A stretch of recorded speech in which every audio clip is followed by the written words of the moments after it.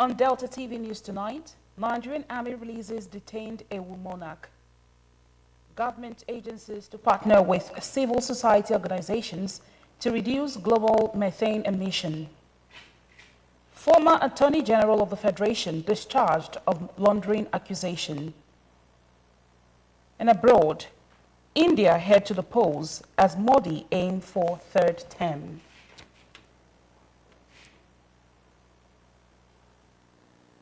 Good evening. Thank you so much for joining us for Delta TV News at 8. I am Blessing Usiagbada. The Nigerian Army has released the detained monarch of Iwo Kingdom in Ughelli South local government area, Clement Ikolo, following the intervention of the senators representing Delta Central Senatorial District, Senator Ede Dafinone, Delta North, Senator Ned Nwoko, and Delta South, Senator Joel Onowakpo Thomas. Reports say the monarch was released today to Senator Ede Dafinone by the military authority at about 11 a.m., with the understanding that the senator would make the king available should his attention be needed. The monarch, who is reportedly in good spirits, was joined by his wife and other family members during the briefing of newsmen by the military before his release. 3 Delta State senators had on Tuesday met with the Chief of Defense Staff, Major General Christopher Musa, seeking the release of the traditional ruler, whom they believed might not be connected to the crisis that claimed the lives of the soldiers and some civilians. As a follow-up to the visit, Senator Dafinone, accompanied by Senator Ned Nwoko, also yesterday visited the Nigerian Army Intelligence Corps, where they were granted audience with the royal father, who was seen to be in good health. King Clement Ikolo had been held by the military for about 2 weeks and had been assisting the army with their investigation into the killing of 17 men and officers of the Nigerian Army in his domain, Okwama, in Ughelli South local government area. He was one of those declared wanted by the army on March 14 in the aftermath of the Okwama crisis, leading to the death of the soldiers and civilians, including women and children, and he submitted himself to the police to assist in the investigation. The Chief of Army Staff, Lieutenant General Taoreed Lagbaja, has urged law-abiding Nigerians to continue to support the Army in the efforts to safeguard every inch of Nigerian territory and the people. General Lagbaja, who gave the assurance in Abuja at the closing of the 2024 first quarter Chief of Army Staff Conference, said the Nigerian Army would stop at nothing to kill all criminal elements and ensure peace. He warned troops not to be carried away by the successes being recorded against criminals, saying it was not yet time to celebrate. General Lagbaja said the conference was aimed at awakening all commanders to the reality that they must ensure total victory against all adversaries.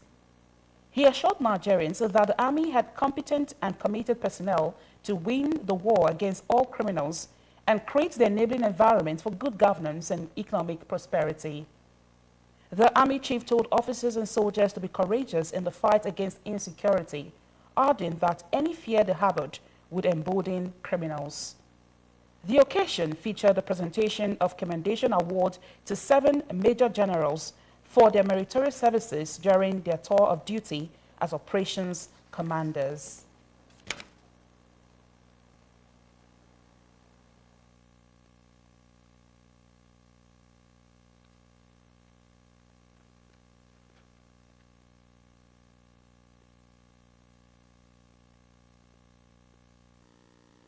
The federal government has tasked stakeholders in the automotive sector to recognize made-in-Nigerian vehicles for economic growth and development. The Minister of Industry, Trade and Investment, Ms. Doris Anite, made the call in Abuja during a dialogue on automotive component manufacturing in Nigeria. Ms. Anite said the country had the consumer base to purchase all vehicles produced and was looking towards exporting Nigerian vehicles to other countries on the continent. She said the government was doing everything necessary to achieve this goal, calling on stakeholders to also play their role. The minister urged the component manufacturers to synergize and adopt an agreement that would spur the country's car manufacturing, adding that the Bank of Industry was ready to support all participants in the value chain to access available funds. A federal high court sitting in Abuja has discharged the money laundering accusations against former Attorney General of the Federation, AGF, Mohammed Bello Adoke. The judge presiding over the matter, Justice Inyang Eko, upheld Adoke's no-case submission against the money laundering charges against him.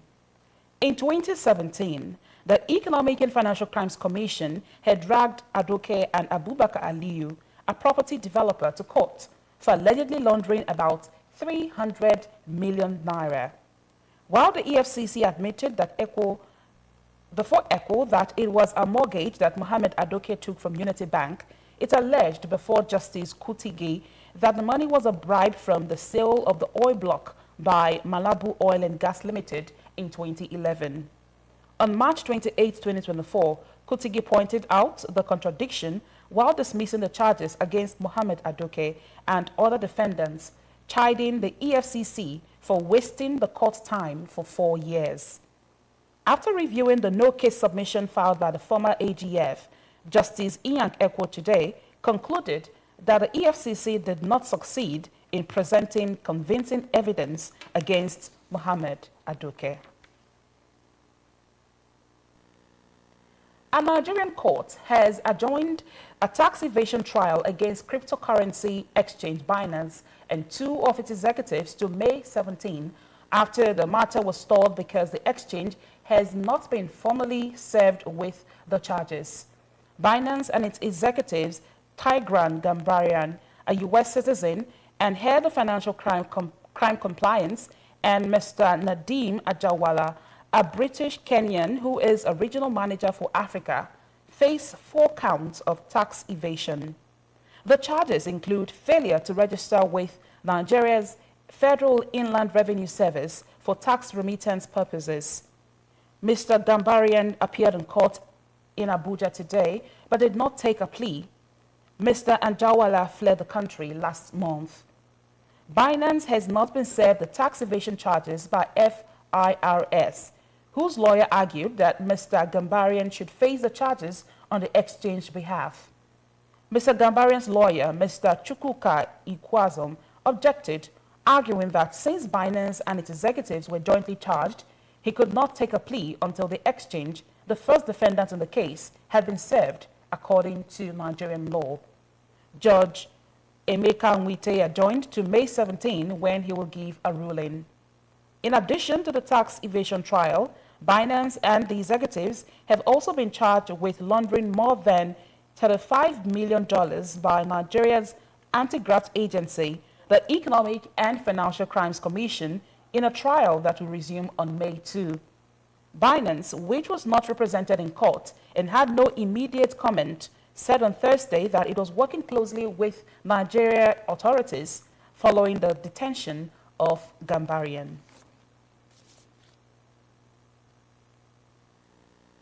The Inspector General of Police, Mr. Olukayode Egbetukun, has withdrawn all police officers attached to the embattled former governor of Kogi State, Mr. Yahaya Bello. The order for the withdrawal was contained in a police wireless document with an acknowledgement for strict compliance. The Nigerian Immigration Service has also placed the former governor on its watch list after the Economic and Financial Crimes Commission declared him wanted in connection to an alleged case of money laundering to the tune of 80.2 billion naira. The service, in a statement, detailed the former governor's name, nationality, and passport number, placing him on the watch list. The statement added that the subject was being prosecuted before the Federal High Court, Abuja, for conspiracy, breach of trust, and money laundering.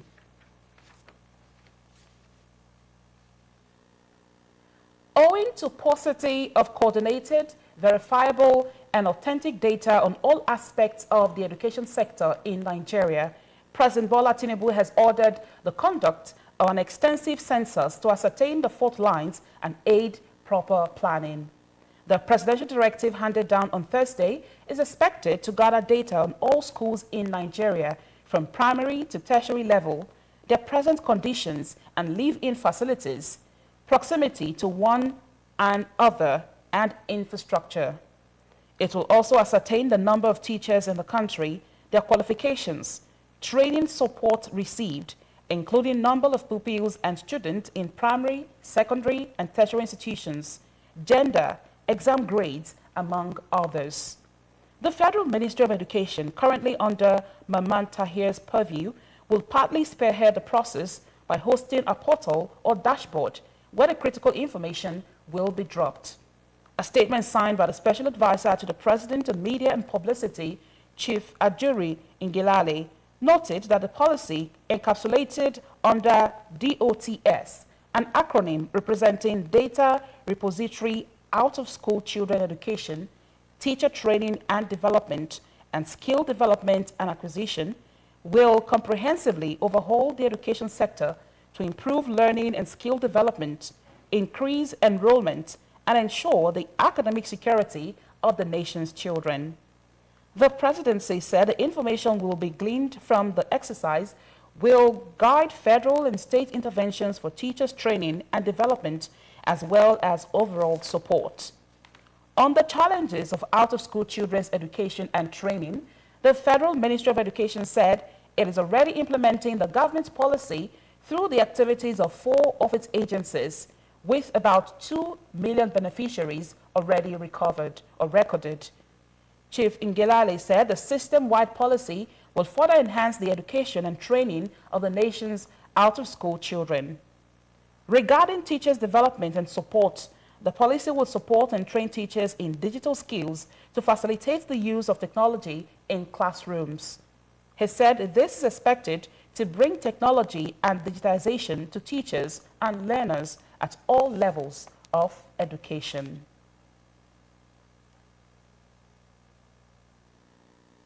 The Minister of Interior, Dr. Olubunmi Tunji-Ojo, has test-run the electronic e-gate mounted at the Nnamdi Azikiwe International Airport, Abuja, asserting the job is 99% done. The e-gate, he said, will be deployed for operations by next week. Dr. Tunji-Ojo was accompanied by the Permanent Secretary in the Ministry, Dr. Aishatu Ndayako, and the Comptroller General of Immigration, Mr. Kemi Nandap, among other top government officials. He said the e-gates were being deployed to eliminate human interfaces, reduce bureaucracy, and make movement of passengers in and out the country seamless.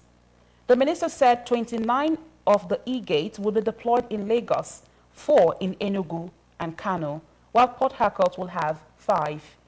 He disclosed that the airport infrastructure and command and control centers have been subjected to different tests with fake and expired passports rejected, while genuine ones were cleared. You're watching Delta TV News at 8. Still to come, India head to the polls as Modi aim for third term. Details of the story and many more will come after the short break. Please stay tuned.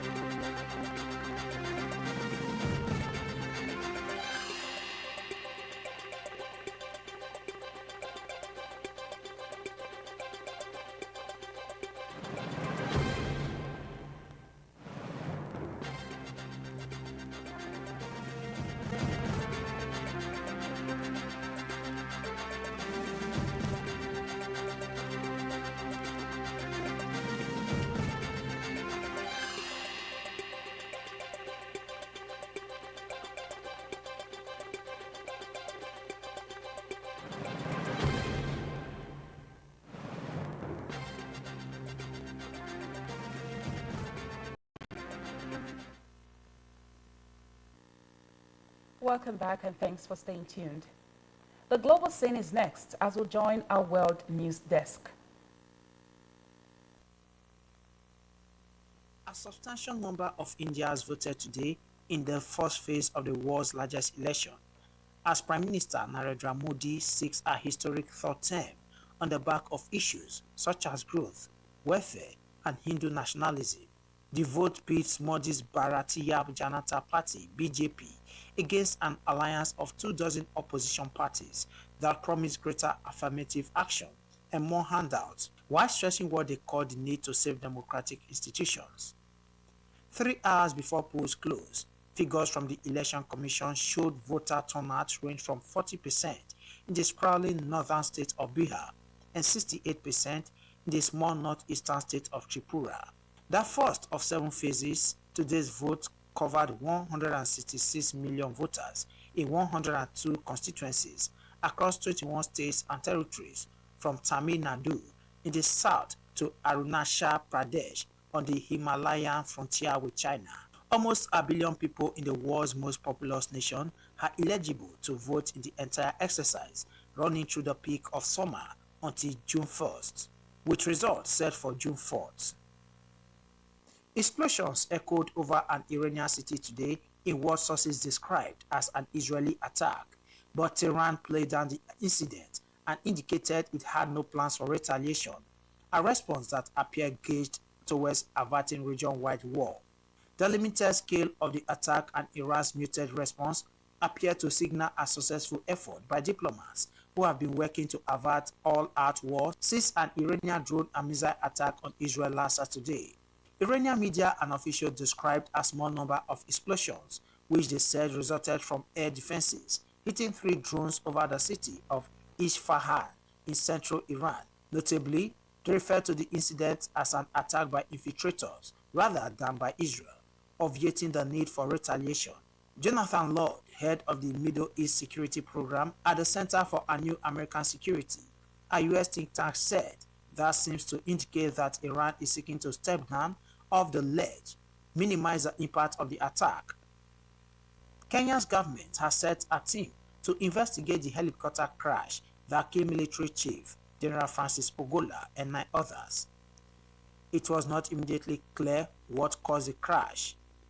General Ogola was among 12 occupants of the military aircraft that went down yesterday afternoon, shortly after takeoff in the northwest of the country. The bodies of those who died were flown to Nairobi, and the 2 survivors are being treated in hospital.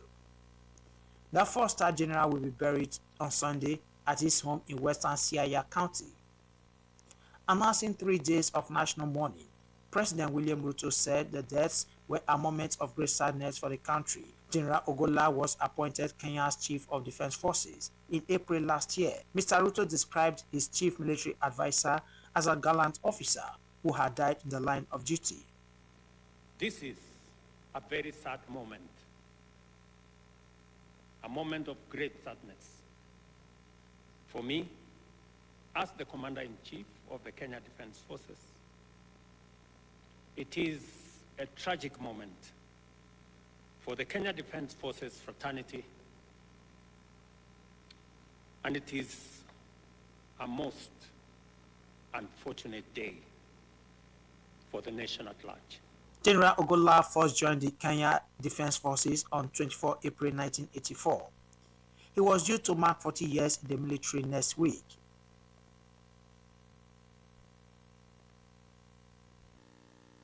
In business, soaring food prices in Nigeria may persist if global supply chain disruptions do not abate soon. The warning came from the president of the Lagos Chamber of Commerce and Industry, Mr. Gabriel Idahosa, during his State of the Economy address to the media in Lagos. Mr. Idahosa said ongoing international tensions, including the conflicts in Ukraine and between Israel, Hamas, and Iran, along with threats to key shipping routes like the Suez Canal and the Red Sea, had continued to significantly impact global supply chains. He added that the disruptions were felt profoundly in the Nigerian market, where they contributed to escalating food prices. The business experts advocated diversifying into poultry and fisheries to boost economic growth and mitigate risks. Let's join our business news desk for happenings in the business sector.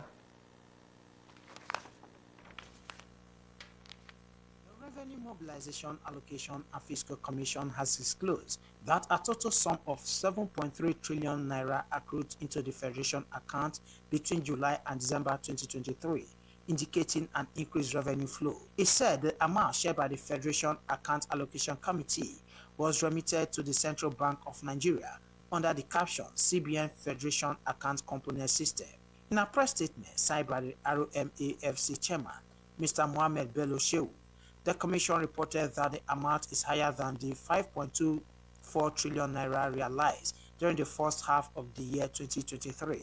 According to Mr. Shehu, out of the total gross revenue inflows into the Federation account, the sum of 1.69 trillion naira was transferred to the exchange gain differential account, thus leaving a balance of 5.475 billion naira for distribution. He added that from the amount stated above, the sum of 3.26 trillion naira was deducted as approved statutory deductions by the OAGF, leaving a net balance of 2.2 trillion naira for distribution within the three tiers of government in the period under review. The chairman further explained that out of the 3.267 trillion naira statutory deduction indicated above, the sum of 2.251 trillion naira was transferred to the non-oil excess account as savings, thus leaving a net statutory deduction of 1.016 trillion naira, with further augmentations for sharing among the three tiers of government received from some reserve accounts.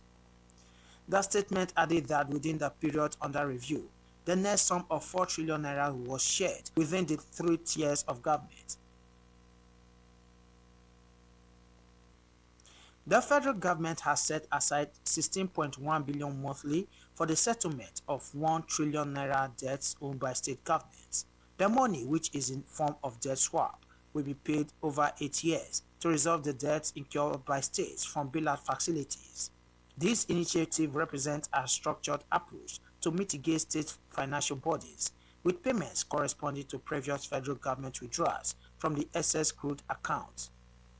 This was according to the minutes of the January 2024 meeting of the Federal Account Allocation Committee, FAAC, which was later presented and adopted during the following month's meeting at the main auditorium of the Federal Ministry of Finance headquarters on February 22 this year. The strategic move can be traced to the previous finance minister's term. Sheriff Oborewori, former governor, Senator Ifeanyi Okowa, and the state chief judge, Justice Tesi Diaye, were among dignitaries at the funeral ceremony of Senior Apostle Patrick Longe Oswoza, father to the State Commissioner for Information, Dr. Ifeanyi Oswoza, held at Udumujuboko, a Anocha North local government area. Henry Onogwa has details.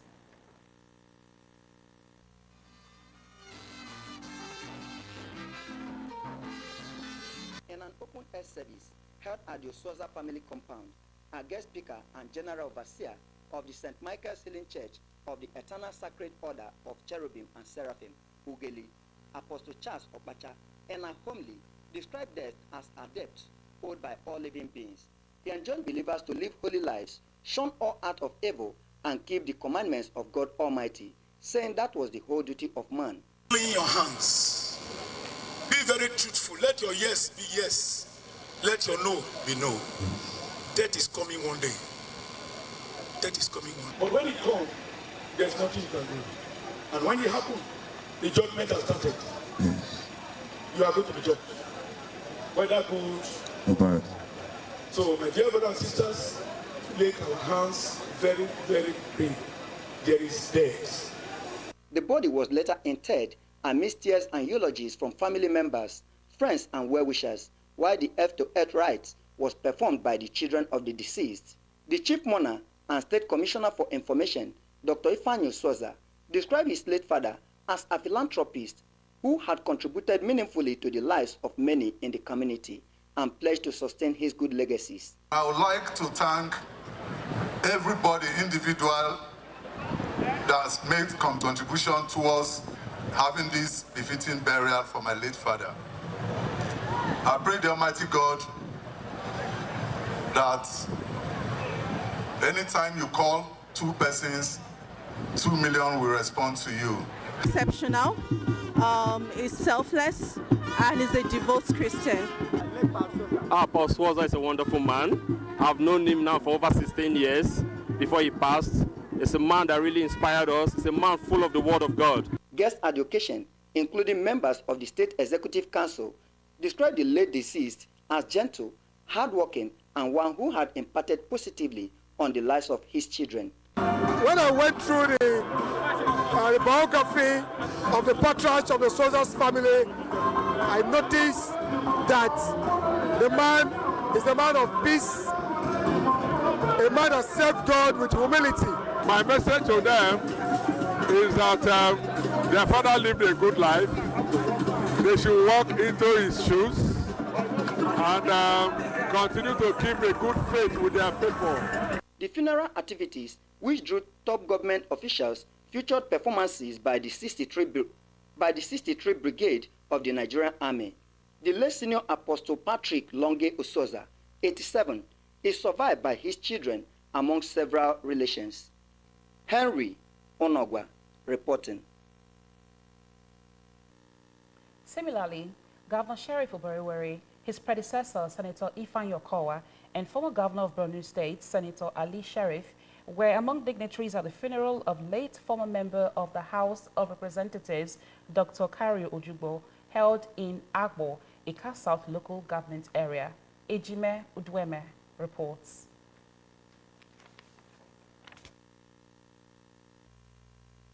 The ceremony, which held at the St. John the Baptist Catholic Church, Agbo, in Ika South local government area, also had in attendance former Deputy Governor of the state, Chief Benjamin Eluem, the member representing Ika Federal Constituency in the House of Representatives, Honorable Victor Nwokolo, and his Anyocha Oshimili Federal Constituency counterpart, Honorable Ngozi Okoli.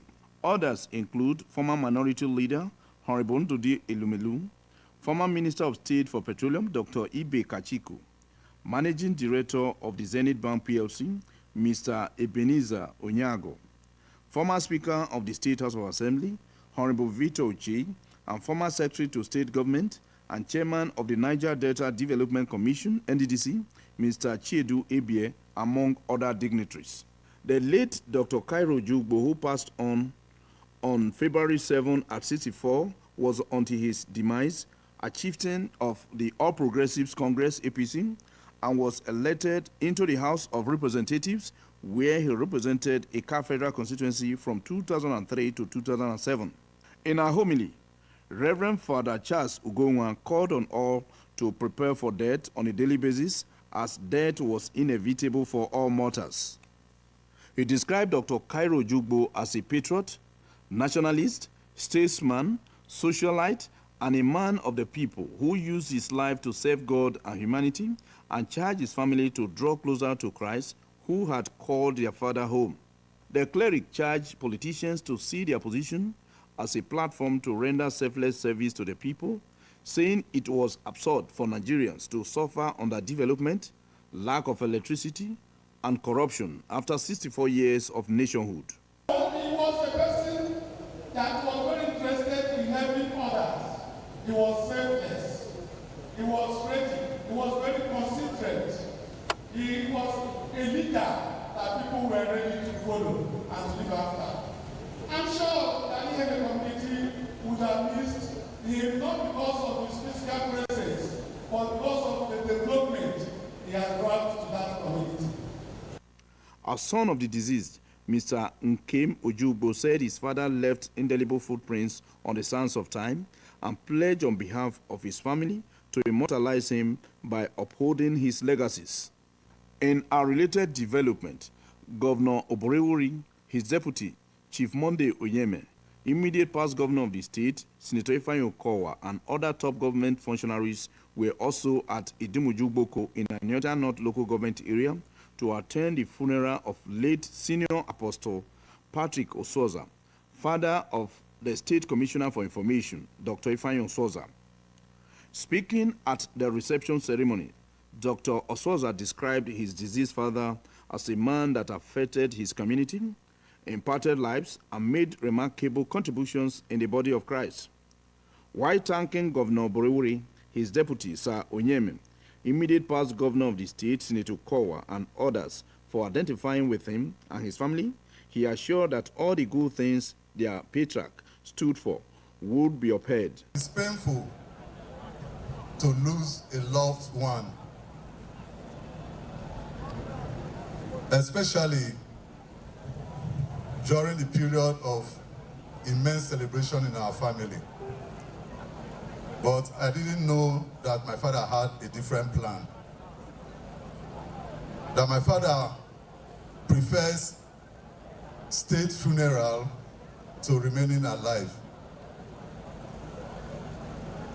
And this is the first time in the annals of this community to have the sitting governor, the deputy governor, the immediate past governor, former deputy governor, former minority leader, House of Assembly members, full complements of commissioners, and media men from all sectors, public and private sectors, gather in one environment to come and wish somebody a befitting burial.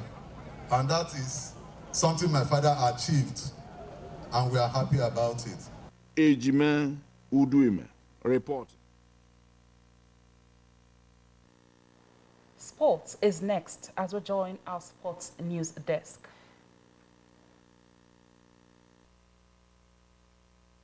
The Golden Eagles of Nigeria have been drawn in Group B of the WAFU B Under-17 Championship taking place in Ghana. The countries in Group B include Burkina Faso, Togo, and Niger Republic. The Golden Eagles have resumed camping in preparation for next month's WAFU B Under-17 Championship in Ghana. In Group A, host Ghana will slug it out with Benin Republic and Cote d'Ivoire. A pool of over 50 players from various youth tournaments have been invited to camp for screening, led by coach Manu Garuba. It was further learned that most of the invited players have already done the mandatory MROIH test and are therefore eligible to feature at the WAFU B Under-17 AFCON qualifiers in Ghana from May 15. Coach Manu was assisted by the team coordinator for the 2 training sessions on the first day of training camp yesterday. It is expected that the newly constituted backroom staff will also soon be in place. Nigeria had a defending champion of WAFU B Under-17 Championship after they beat Burkina Faso in the tournament in Cape Coast, Ghana last 2 years. Enugu Rangers, last year's runners-up of the Federation Cup, will face Kano Pillar in what is undoubtedly the most anticipated match of the men's round of 64 in this year's Federation Cup tournament. The 2 former champions were drawn together during the national draw held inside the NFF Secretariat yesterday. On the other hand, cup holders Bended Insurance will play against Thomas Sport Club, the flag bearers of Ogun State. Shooting Stars of Ibadan, who are currently in good form, will have to beat Solution FC to secure a place in the round of 32. Meanwhile, Enyimba FC, 2-time CAF Champions League winners, will have to overpower Warinje FC from Bauchi, a survivor of the national playoffs. In the women's group, cup holders Bayelsa Queens will play against Bright Future Queens. Rivers Angels will play against Ekiti Queens. Delta Queens will play against Fortress Ladies, and Edo Queens will battle it out with Kada Queens.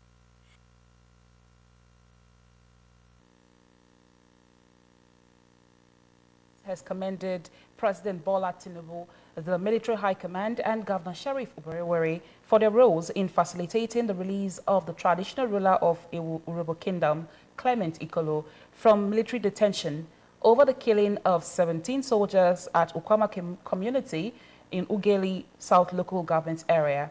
The traditional rulers gave the commendation in a communique at the end of their monthly meeting in Asaba.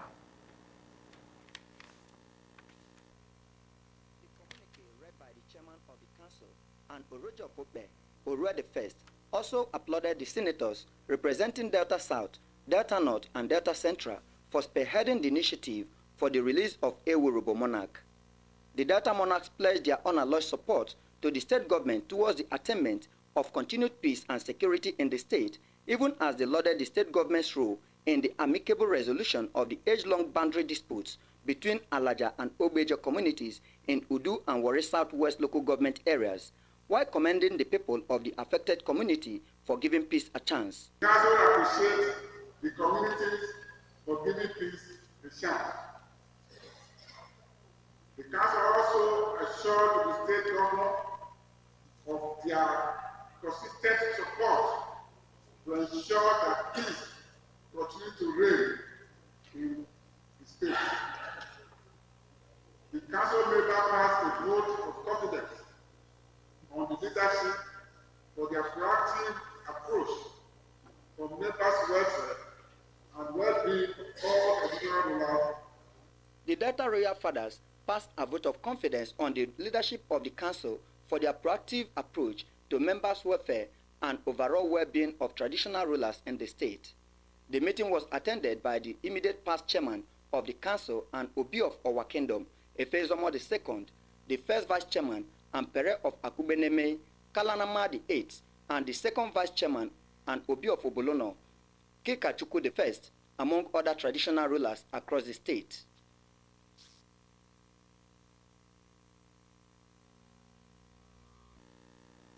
The Commissioner, Ministry of Humanitarian Affairs, Community Support Services and Girl-Child Development, Ms. Orode Udwaha, has approved the commencement of applications from artisans, those with skills in tiling, vulcanizing, plumbing, carpentry, welding, electrical works, or other manual labor skills for the 2024 Delta State Government More Grant Scheme, which is specifically tailored to artisans aged 21 to 50 years.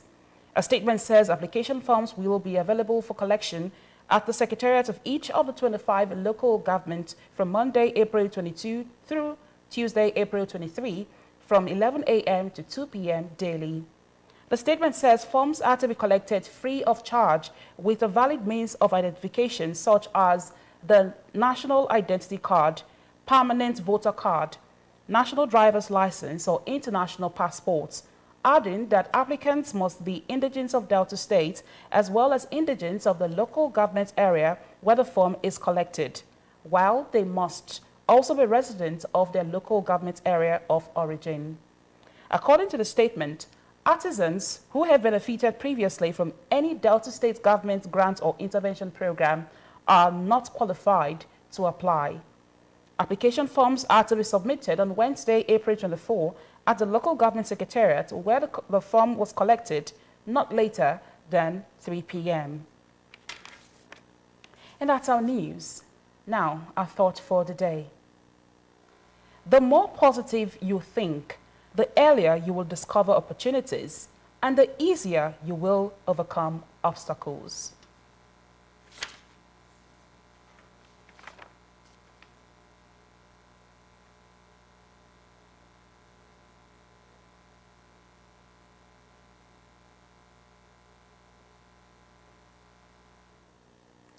To end the news, let's take a look at some of our major stories. The Nigerian Army has released the detained monarch of Iwo Kingdom in Ughelli South local government area, Clement Ikolo, following the intervention of the senators representing Delta Central Senatorial District, Senator Ede Dafinone, Delta North, Senator Ned Wonko, and Delta South, Senator Joel Onowakwa Thomas. A one-day workshop has been organized to establish partnership with civil society organizations and government agencies on the need to reduce global methane emissions. The workshop, which was put in place by the Environmental Center for Oil Spills and Gas Flaring in partnership with Africa Initiative for Transparency, Accountability and Responsible Leadership, was held in Asaba. The Inspector General of Police, Mr. Olukayode Egbetukon, has withdrawn all police officers attached to the embattled former governor of Kogi State, Mr. Yahaya Bello. The order for the withdrawal was contained in a police wireless document with an acknowledgement for strict compliance. We also reported a substantial number of Indians voted today in the first phase of the world's largest election as Prime Minister Narendra Modi seeks a historic third term on the back of issues such as growth, welfare, and Hindu nationalism. That ends Delta TV News at 8. Thank you so much for tuning in. We wish you a peaceful and restful night ahead. Goodbye.